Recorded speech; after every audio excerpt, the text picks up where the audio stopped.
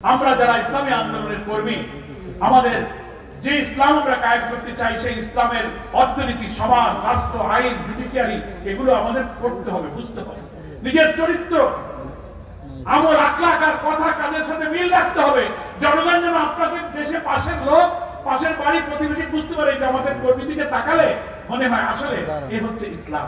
এর নামাজ, এর লেনদেন, এর মুআমালাত, এর ব্যবসা বাণিজ্য, এর কথাবার্তা থেকে যেন ইসলামের আদর্শটা যেন ফুটে ওঠে। চরিত্রের মধ্যে ইসলাম থাকতে হবে।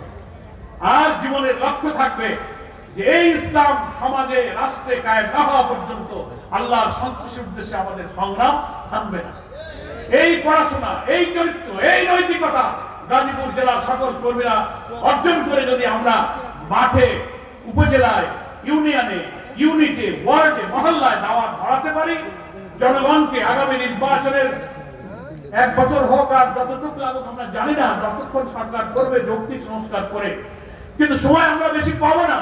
তার আগে প্রতিটি ভোট কেন্দ্রে, প্রতিটি গ্রামের সকল নারী পুরুষের কাছে এই জামাতের দাওয়াত নিয়ে তাদেরকে এই ইসলামের কল্যাণ, ইসলামের সৌন্দর্যটা বুঝিয়ে আমাদের পাশে আনার চেষ্টা করতে হবে। সবাই আমরা রাজি আছি?